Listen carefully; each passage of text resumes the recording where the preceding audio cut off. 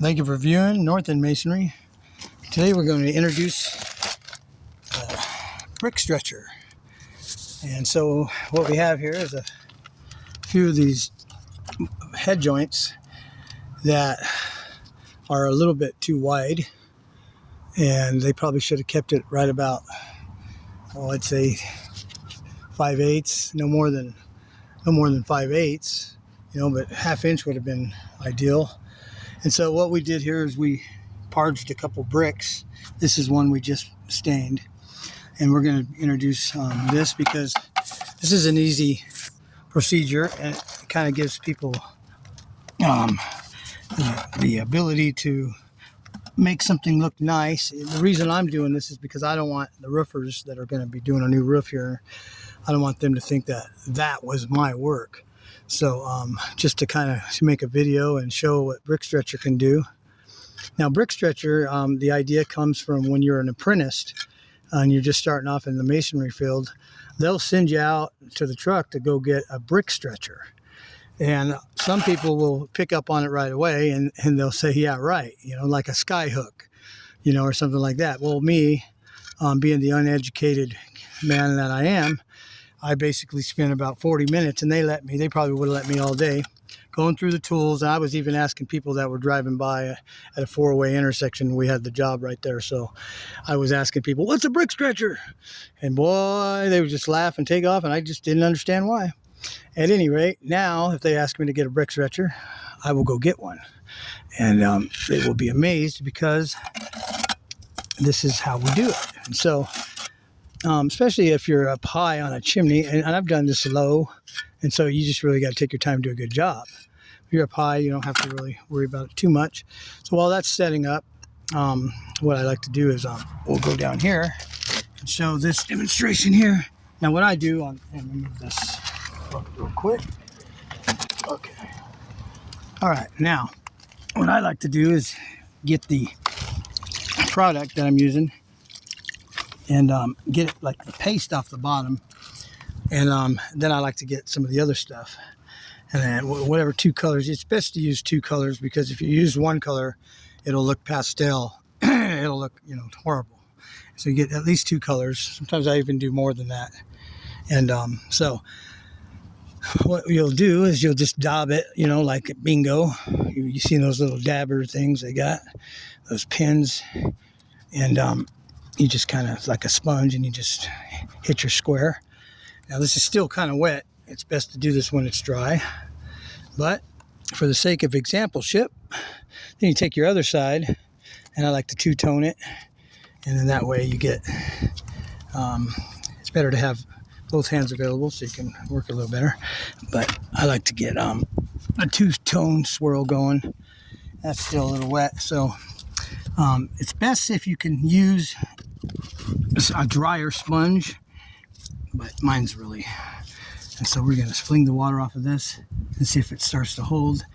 And this black is going to go on like a nice base primer. It's still really wet, so I'm going really light.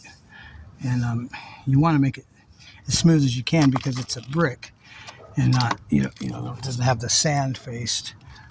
So I'm going to grab me one of these margin trowels and try not to spill anything. Okay, stay right there. There we go.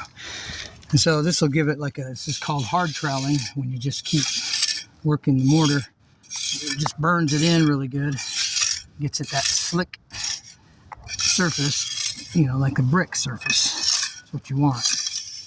Then you can take this and clean up around it. Don't worry about hitting the joints for now, because we're basically going to do those using mortar and a paintbrush, and just like a liquid mortar, like a soup. And that's going to give it, of course, the appearance of fresh mortar joints that were laid. Now what's going on over here? Let's see if these things are drying up. So we want to score the joint, keep the edge of the brick going. So we might as well use some of that over here where it looks like it got some B-holes. And so we're going to do that. This is just going to score the joint, keep that straight edge like that. And hopefully I'm not too close with this.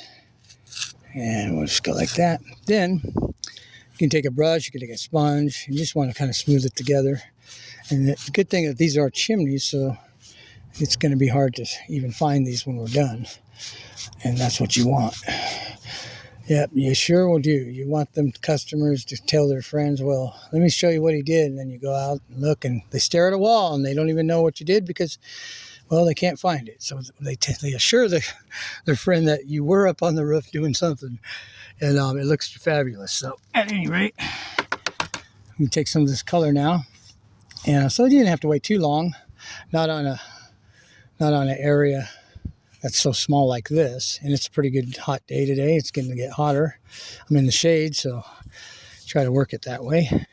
And let's see if this is sticking. Yeah, we're get a nice base down there. I don't know how well you can see this, so forgive me if it's just a bunch of movement and you're getting dizzy. And my wife says, man, I get so dizzy when I watch your videos, so I apologize. I'm just going to try to paint on it. Usually I use a sponge, but that sponge is just, for some reason, so soaking wet. And you want it kind of pasty. So we're going to leave that for a second. Now this is what it's going to look like. And this is a real brick, and this is not a brick. So it kind of gives you an idea of how good this stuff will work. And the good thing about when I said it's best when it's dry, I didn't mean cured. I mean drier, like, you know, like it'll hold a little bit of, you know, the stain, whatever you're using. When you start seeing sand start showing from the mortar, then I just use that trowel again and hard trowel it. Okay, so there's pretty close to the same texture. Pretty close. Looks good for my house. That's not funny because I actually live really close to here. So anyways, there you have it. Brick stretcher. It lives. It's true. It's true and it's real. So don't think it's funny when I come back with a real brick stretcher. We also do stone too. So if you like our videos, go ahead and subscribe. That's my retirement plan. You probably heard me say that before. I know, right? Terrible. Oops, look, I exposed the gray again. Let's just forget about it. I'll forget where it is anyways pretty soon. That's the look we're going for when it's off. Oh, wait, we're going to do the joint because we're right here. And might as well. We've got less than, 10 minutes or something. We got some progress done.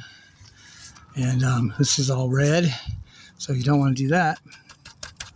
So what can I do? Go get another dip. Oh, I get like a soupy mortar. And there we go. And sometimes I just go over the brick a little because I'm going to come back with the sponge and wipe that right off. Okay, so this is, I'm going to turn that color. It's just wet mortar, so that's what I'm using is a soupy mortar. Create a joint there where there was actually nothing. It was a big blob there where somebody filled in. And I just made it not so indented so that it looks like a brick. Because it was easy. And we don't want the roofers again to think that I built this thing. Because I did not. It was like that. And there you have it. So that's going to all dry to the white. It'll look like that when we're done. And I am done, so I'm going to be doing that next. And that's going to be really fun. So stay tuned for part 2. Thank you. See ya.